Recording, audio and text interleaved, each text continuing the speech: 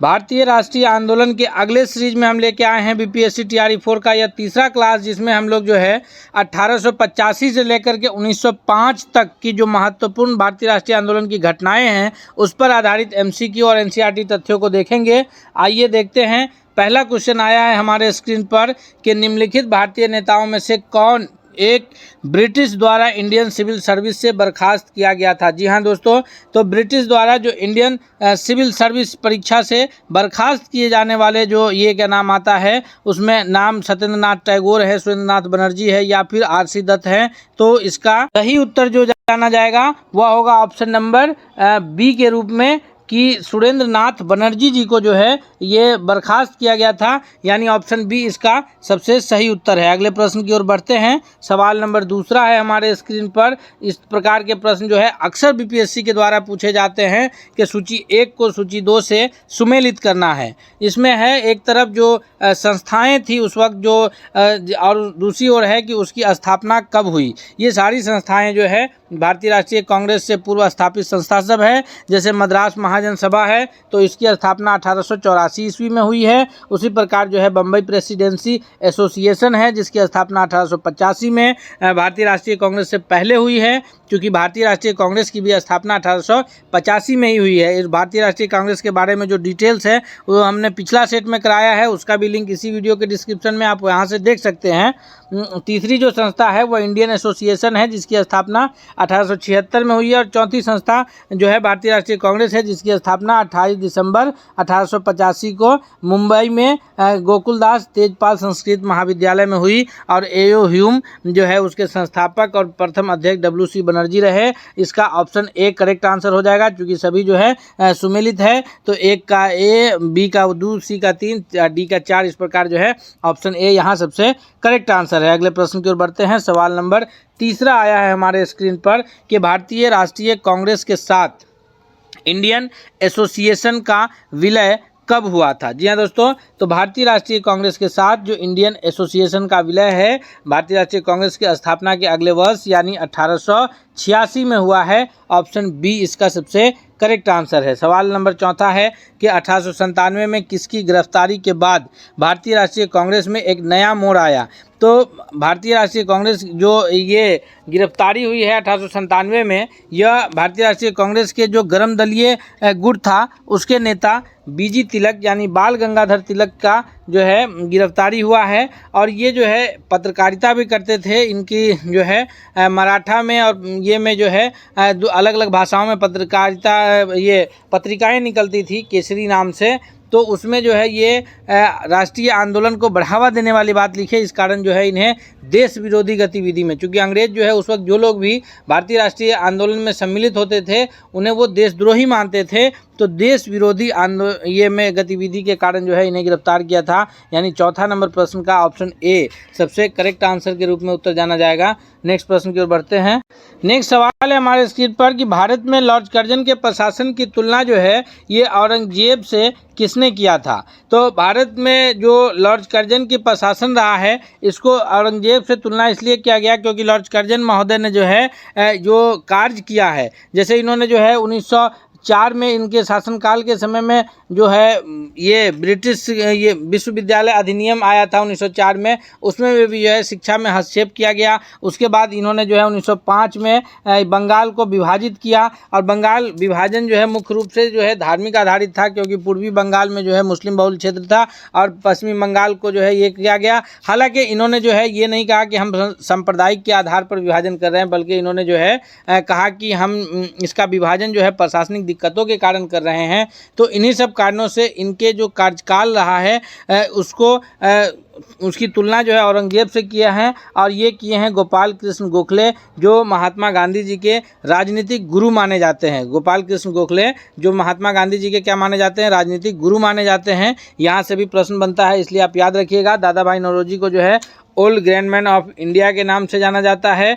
ये भारतीय राष्ट्रीय कांग्रेस के दूसरे अध्यक्ष थे। और एनी बेसेंट जो है यह प्रथम महिला है जो भारतीय राष्ट्रीय कांग्रेस की अध्यक्षा रही हैं। और हालांकि ये प्रथम महिला हैं, भारतीय महिला के रूप में नाम सरोजिनी नायडू जी का आएगा, इसलिए सब याद रखिएगा। दोस्तों हम एक एक प्रश्नों को उसके उत्तर के व्याख्या के साथ डील करेंगे ताकि आपसे इससे रिलेटेड कोई भी प्रश्न बनेगा तो परीक्षा में नहीं छूटेंगे। इसलिए आपसे रिक्वेस्ट भी है कि अगर आप हमारे चैनल पर नए हैं तो ज़रूर सब्सक्राइब कीजिए, और अगर यह क्लास आपको पसंद आ रहा है तो दोस्तों के बीच शेयर कीजिए, इसको लाइक दीजिए अपना एक। अगले प्रश्न की ओर बढ़ते हैं। देखते हैं हम लोग इस पर आधारित जो भी तथ्य हैं।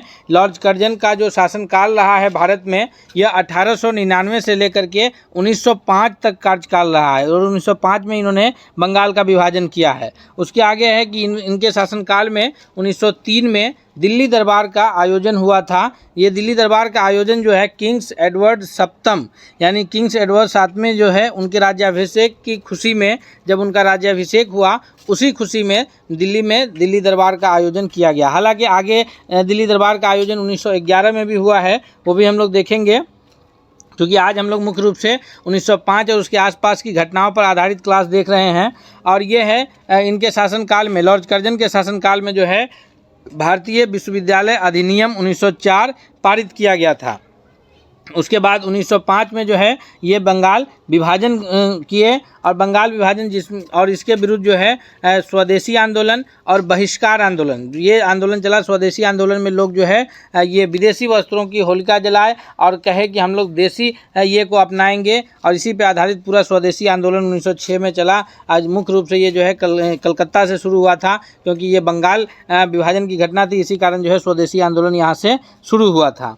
नेक्स्ट प्रश्न है हमारे स्क्रीन पर कि 1905 में बंगाल का विभाजन किसने किया। तो अभी हम लोग इस प्रश्नों को देखे हैं, इसमें तो आप उत्तर कमेंट करके बताइए कि इसमें 1905 का विभाजन किसने किया है, ए बी सी या फिर कोई नहीं। ये आप ऑप्शन से उत्तर जो है हमें कमेंट करके बताइए कमेंट बॉक्स में। सातवां है कि जो 1905 का बंगाल विभाजन था यह लागू कब से हुआ था, क्योंकि इसकी घोषणा हुई फिर उसके पश्चात उस पर अमल हुआ, यानी वह लागू हुआ। तो इस 7वां नंबर प्रश्न का जो सही उत्तर है वह है ऑप्शन बी कि यह 16 अक्टूबर 1905 से यह लागू हुआ था, यानी ऑप्शन नंबर बी इसका 7वां नंबर प्रश्न का सबसे करेक्ट आंसर है। अगले प्रश्न की ओर बढ़ते हैं। सवाल है कि उससे पहले हम लोग देखते हैं कि लॉर्ड कर्जन ने बंगाल विभाजन जो है 20 जुलाई 1905 को बंगाल विभाजन की घोषणा की थी। घोषणा कब किए थे, तो 20 जुलाई 1905 को बंगाल विभाजन की घोषणा हुई, और उसमें दो रूप से बंगाल को बांटा गया था, एक बंगाल और एक पूर्वी बंगाल। पश्चिम बंगाल में जो बंगाल राज्य था उसमें पश्चिम बंगाल शामिल था, जो अभी वर्तमान में हमारा पश्चिम बंगाल है, बिहार राज्य शामिल था और उड़ीसा शामिल था। आप झारखंड भी रख सकते हैं, क्योंकि झारखंड भी जो है बिहार से सबसे लास्ट में बटा है। पश्चिम बंगाल से बिहार 1900 याद रखिएगा 12 में अलग हुआ, फिर उसके पश्चात जो है 1936 में बिहार जो है ऐसे उड़ीसा राज्य अलग हुआ, फिर 15 नवंबर सन 2000 को बिहार से झारखंड राज्य अलग हुआ है। तीनों तिथि याद रखिएगा कब, 1912 में बिहार किससे अलग हुआ, बंगाल से, फिर 1936 में बिहार से उड़ीसा राज्य अलग हुआ, फिर 15 नवंबर 2000 को बिहार से झारखंड राज्य अलग हुआ। और इसके बाद जो है दूसरा बंगाल जो बना था पूर्वी बंगाल, उसमें बंगाल और असम के शेष हिस्से थे, उसको पूर्वी बंगाल के नाम से जाना गया। कलकत्ता को बंगाल की राजधानी बनाई गई, जिसमें पश्चिम बंगाल, बिहार, उड़ीसा शामिल था, इसकी राजधानी कलकत्ता थी। और उसके बाद जो है ढाका को पूर्वी बंगाल की राजधानी बनाया गया, और वह ढाका आज भी उस बांग्लादेश की राजधानी है जो 1905 में कर्जन ने उसे पूर्वी बंगाल के रूप में बांटा था। अगले प्रश्न की ओर बढ़ते हैं। सवाल है कि लॉर्ड कर्जन के शासनकाल का सबसे मूर्खतापूर्ण कार्य जिसने उग्र राष्ट्रीयता को जन्म दिया था क्या था। तो लॉर्ड कर्जन का शासनकाल जो है 1899 से 1905 तक रहा है। इसमें ये पूछा जा रहा है कि इसमें मूर्खतापूर्ण कार्य क्या था। तो कलकत्ता नगर नियम अधिनियम है, या विश्वविद्यालय अधिनियम है, या फिर प्रशासकीय गोपनीयता अधिनियम है, ये तीनों नहीं है। सबसे जो मूर्खतापूर्ण है कि उन्होंने जो है जुलाई 1905 में बंगाल विभाजन किया था, और इसके बाद जो है राष्ट्रीयता आंदोलन को जन्म मिला था। यानी यहाँ पर ऑप्शन ई करेक्ट आंसर हो जाएगा, कि जो भी ऑप्शंस हैं ए बी सी उनमें से कोई भी जवाब सही नहीं है। अगले प्रश्न की ओर बढ़ते हैं। सवाल है कि भारत में उग्र राष्ट्रीयता के जन्मदाता तथा निर्भयता से राष्ट्र की वेदना को प्रकट करने वाले प्रथम भारतीय थे। तो उग्र राष्ट्रीयता यानी जो गांधी जी के जो ये था, गांधी जी से पूर्व की बात हो रही है यहाँ पर। गांधी जी 1915 में भारत आते हैं, फिर उसके बाद जो है वो अहिंसात्मक तरीके से जो है पूरे लड़ाई को जारी रखते हैं यहाँ पर। लेकिन उग्र राष्ट्रीयता की बात हो रही है, तो उग्र राष्ट्रीयता के रूप में जो नाम आता है वो बीजी तिलक यानी बाल गंगाधर तिलक जी का आता है ऑप्शन सी 9वां नंबर प्रश्न का सही उत्तर के रूप में आंसर जाना जाएगा। इनके बारे में देखते हैं हम लोग। बाल गंगाधर तिलक जो है ये 23 जुलाई 1856 को इनका जन्म महाराष्ट्र में हुआ था। कब? 23 जुलाई 1856 को।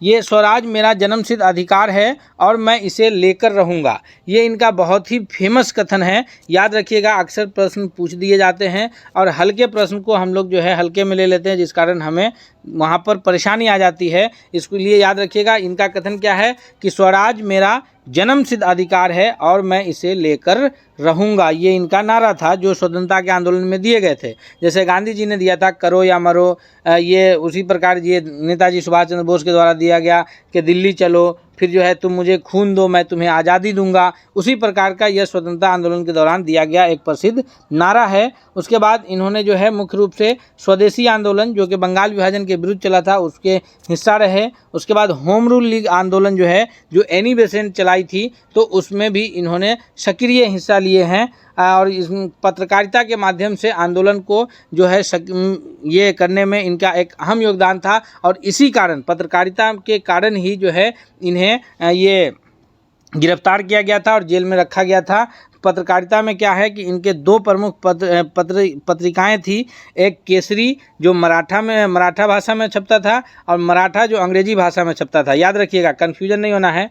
केसरी पत्रिका इनकी है जो मराठी भाषा में छपती थी और मराठा नाम से जो पत्रिका था वो अंग्रेजी भाषा में छपती थी। अगले प्रश्न की ओर बढ़ते हैं। सवाल है कि भारतीय राष्ट्रीय कांग्रेस की प्रथम महिला अध्यक्ष थी। तो अभी हम लोग पीछे प्रश्न कर रहे थे उसमें भी बताए हैं कि भारतीय राष्ट्रीय कांग्रेस की जो प्रथम महिला अध्यक्ष की बात आती है वह है एनी बेसेंट, जो 1917 के अधिवेशन कलकत्ता में इन्होंने अध्यक्षता की थी। हालांकि ये ब्रिटेन की थी तो इसलिए प्रथम भारतीय महिला नहीं कहलाएंगी, प्रथम महिला अध्यक्षा कहलाएंगी। और अगर प्रथम भारतीय महिला अध्यक्ष की बात होगी तो वो आएगा भारत स्वर्ण कोकिला के नाम से जानी जाती हैं सरोजिनी नायडू। जी हाँ, इनको किस नाम से जाना जाता है? स्वर्ण कोकिला के नाम से जाना जाता है। और ये 1925 में ये जो है अध्यक्षता की थी भारतीय राष्ट्रीय कांग्रेस की और ये प्रथम महिला राज्यपाल के रूप में रही हैं। ये भी स्वतंत्रता के पश्चात। तो ये सरोजिनी नायडू की 1925 में भारतीय राष्ट्रीय कांग्रेस की अध्यक्षता की हैं और प्रथम भारतीय महिला है जो कांग्रेस की अध्यक्षता की हैं। अगला है सवाल नंबर 11 है हमारे स्क्रीन पर।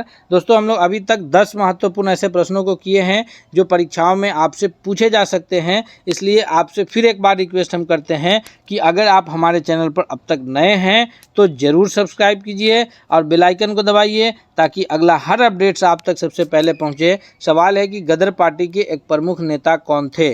तो गदर पार्टी के प्रमुख नेता के रूप में जो नाम आता है वो लाला हरदयाल जी का आता है। किनका आता है? लाला हरदयाल। ऑप्शन बी यहाँ करेक्ट आंसर है। आइए देखते हैं इनके बारे में। तो गदर पार्टी की स्थापना जो है यह 1913 ईस्वी में हुई है। कब हुई है? याद रखिएगा, गदर पार्टी की स्थापना कब हुई है? 1913 में। गदर पार्टी की स्थापना 1913 में हुई है और ये कहाँ हुई है? तो अमेरिका के सैन फ्रांसिस्को में।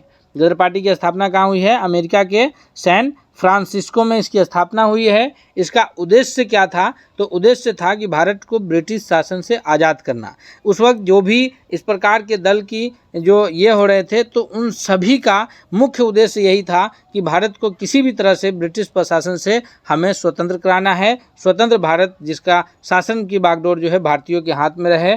तो और इसके जो संस्थापक सदस्य थे मुख्य रूप से लाला हरदयाल थे, सोहन सिंह भकना हैं और करतार सिंह सराभा है। ये सभी इनके प्रमुख संस्थापक सदस्य में आते हैं। और ये मुख्य पत्र जो है गदर था। पंजाबी उस वक्त जो पत्रिकाएं निकलती थी पंजाबी, हिंदी और उर्दू भाषाओं में मुख्य रूप से निकलती थी। और इसका जो मुख्य केंद्र था युगांतर आश्रम और सैन फ्रांसिस्को रहा है। और इसका जो एक आदर्श वाक्य था वह था कि गुलामी की ज़िंदगी से मौत अच्छी। याद रखिएगा, गदर पार्टी का स्थापना 1913 में कहाँ हुआ है? तो अमेरिका के सैन फ्रांसिस्को में। कौन किए हैं? लाला हरदयाल किए हैं। उस वक्त पत्रिकाएं कौन निकलती थी? तो गदर नाम से पंजाबी, हिंदी, उर्दू में छपती थी। और जो उसकी आदर्श वाक्य थे वह थे कि गुलामी की ज़िंदगी से मौत अच्छी है। अगला प्रश्न है, क्वेश्चन नंबर 12 है हमारे स्क्रीन पर कि निम्नलिखित में से किसने गाड़ी पर यह मानकर बम फेंका था कि उसमें मुजफ्फरपुर के न्यायाधीश किंग्सफोर्ड बैठे थे। तो ये प्रमुख घटनाएं हैं। यह घटना है 1908 की, जब मुजफ्फरपुर, जो बिहार के मुजफ्फरपुर ज़िले की बात हो रही है, मुजफ्फरपुर में किंग्सफोर्ड के ये का प्रयास में बम फेंका गया था, उसमें कैनेडी की बेटी मारी गई थी। तो ये घटना को अंजाम दिए थे खुदीराम बोस और प्रफुल्ल चाकी। कौन दिए थे? खुदीराम बोस और प्रफुल्ल चाकी दिए थे। हालांकि ये लोग घटना को अंजाम देने के पश्चात वहाँ से निकल गए थे, लेकिन बाद में जो है इन्हें फिर गिरफ्तार किया गया। उसमें प्रफुल्ल चाकी जो है, याद रखिएगा, अक्सर प्रश्न घुमा के पूछा जाता है। प्रफुल्ल चाकी जो है वो स्वयं को गोली मार लिए थे, बोले कि हम अंग्रेजों के हाथ मरने से अच्छा है कि अपने आप को ये कर लिया जाए। और खुदीराम बोस को गिरफ्तार किया गया था और इन्हें जो है फांसी की सज़ा दी गई थी। जी हाँ, याद रखेंगे, खुदीराम बोस को गिरफ्तार किया गया और इन्हें फांसी की सज़ा दी गई थी, और इसमें प्रफुल्ल चाकी स्वयं को गोली मार लिए थे। ये दो प्रमुख क्रांतिकारी थे, खुदीराम बोस और प्रफुल्ल चाकी। अगले प्रश्न की ओर बढ़ते हैं। सवाल है कि मार्ले मिंटो रिफॉर्म्स का जो है किस वर्ष प्रस्तुत किया गया? तो मार्ले मिंटो रिफॉर्म्स जो है यह मुख्य रूप से आया है 1909 में। भारत शासन अधिनियम के नाम से जाना जाता था। आइए इसके बारे में डिटेल्स देखते हैं। मार्ले मिंटो सुधार अधिनियम कब आया है? 1909 ईस्वी में। अधिनियम का नाम क्या था? भारत परिषद अधिनियम। नाम क्या था? भारत परिषद अधिनियम के नाम से आया था। क्या नाम था? याद रखिएगा, भारत परिषद अधिनियम। भारत परिषद अधिनियम के नाम से आया है। लोकप्रिय नाम मार्ले मिंटो सुधार के नाम से जाना गया। और मार्ले मिंटो नाम क्यों जाना गया? क्योंकि उस वक्त लॉर्ड मिंटो का शासनकाल था। लॉर्ड मिंटो भारत के वायसराय थे और जॉन मार्ले ब्रिटिश मंत्री थे, और वो इसको ये किए थे। तो इन दोनों के नाम पर इसका नाम पड़ा Morley Minto. Lord Minto viceroy थे भारत के, और जॉन मार्ले जो है ब्रिटिश मंत्री थे, और वो इसको ड्राफ्टिंग वगैरह किए थे, इसलिए जो है इसका नाम क्या पड़ा? Morley Minto. इसको लागू कब हुआ था? तो 1909 में लागू हुआ। और इसमें जो मुख्य उद्देश्य था कि भारत को सीमित राजनीतिक भागीदारी देना, और इसमें जो एक मुख्य ये था कि मुसलमानों को जो है अलग से निर्वाचन पद्धति के लिए, तो ये इसका मेन ये था। फूट डालो राज करो की नीति के तहत जो है इसमें ये हुआ, और यही कारण है कि मार्ले मिंटो सुधार का जो है ये मुस्लिम लीग जो है समर्थन किया था। अगले प्रश्न की ओर बढ़ते हैं। सवाल 14 है कि भारत में मुस्लिम लीग की स्थापना किस वर्ष हुई थी? तो मुस्लिम लीग की स्थापना की अगर बात की जाए तो मुस्लिम लीग की स्थापना जो है यह 1906 ईस्वी में ढाका में हुई है। कहाँ हुई है? 1906 ईस्वी में ढाका में, जो वर्तमान में बांग्लादेश की राजधानी है। ऑप्शन सी करेक्ट आंसर है। आइए इसके बारे में भी थोड़ा सा देख लेते हैं। तो इसके संगठन का नाम है अखिल भारतीय मुस्लिम लीग। ये ऑल इंडिया मुस्लिम लीग के नाम से जाना गया। स्थापना कब हुई? 30 दिसंबर 1906 को। कब हुई स्थापना? 30 दिसंबर 1906 को। कब? 30 दिसंबर 1906 को। कहाँ हुई है? तो ढाका में। उस वक्त ढाका कहाँ था? तो पूर्वी बंगाल में ढाका पड़ता था। अब जो है ढाका बांग्लादेश में है, उसकी राजधानी है। और जो है इसके प्रमुख संस्थापक थे आगा खान, नवाब शमी मुल्ला, नवाब मोहसिनुल मुल्क और वकारुल मुल्क। ये प्रमुख लोग जो थे उसके संस्थापक सदस्यों में जाने जाते हैं। नेक्स्ट प्रश्न है कि बाल गंगाधर तिलक के द्वारा शुरू की गई साप्ताहिक पत्रिका कौन सी थी? तो बाल गंगाधर तिलक के द्वारा जो शुरू की गई साप्ताहिक पत्रिका थी, हम पीछे आपको बताए हैं कि वो साप्ताहिक पत्रिका थी कौन सी? साप्ताहिक पत्रिका का नाम था केसरी, जो किस भाषा में छपता था? तो मराठी भाषा में छपता था केसरी। और फिर जो है इनकी एक और पत्रिका थी मराठा, जो अंग्रेजी भाषाओं में छपता था। और इनके पत्रकारिता के कारण ही जो है इन्हें मुख्य रूप से कैद किया गया था, जेल में भेजा गया था। आगे यहाँ पर हमारे पास यंग इंडिया है। यंग इंडिया जो है इसके ये पत्रिका जो छपती थी, तो इस महात्मा गांधी जी इसके जो है प्रमुख ये थे। और ये यंग इंडिया एक पुस्तक भी है जिसके लेखक लाला लाजपत राय हैं, याद रखिएगा। दोस्तों 15 ऐसे महत्वपूर्ण प्रश्न को हम अभी कवर किए हैं जो परीक्षा की दृष्टि से बहुत लाभकारी है। और ये बार बार ऐसे प्रश्न आते हैं जो पूछे जाते हैं खासकर बीपीएससी के द्वारा। इसलिए हम आपसे रिक्वेस्ट करते हैं कि अगर आप बीपीएससी टीआरई 4 की तैयारी कर रहे हैं तो आपको यह प्रश्न बहुत फ़ायदा देगा। आप इसे अपने दोस्तों के बीच शेयर कीजिए और आप हमारे चैनल के साथ बने रहिए। हम आपके लिए रोज़ क्लास अपडेट्स करेंगे। अभी जो है हम आपको 2 क्लास अब डेली अपडेट करेंगे, जिसमें जो है भारतीय राष्ट्रीय आंदोलन, एक सामाजिक विज्ञान का होगा, दूसरा विज्ञान से रिलेटेड प्रश्नों को हम कवर करेंगे। और ये सारे क्लास जो है आपको एनसीईआरटी आधारित हम आपको उपलब्ध कराएंगे। इसलिए जो है ताकि चूँकि एनसीईआरटी से ही प्रश्न आते हैं, आपका कोई भी प्रश्न छूटे नहीं। हम आपसे रिक्वेस्ट करते हैं कि अगर आप चैनल पर नए हैं तो प्लीज़ ज़रूर सब्सक्राइब कर लीजिए। मिलते हैं हम अगले सेट के साथ, तब तक के लिए बहुत बहुत धन्यवाद।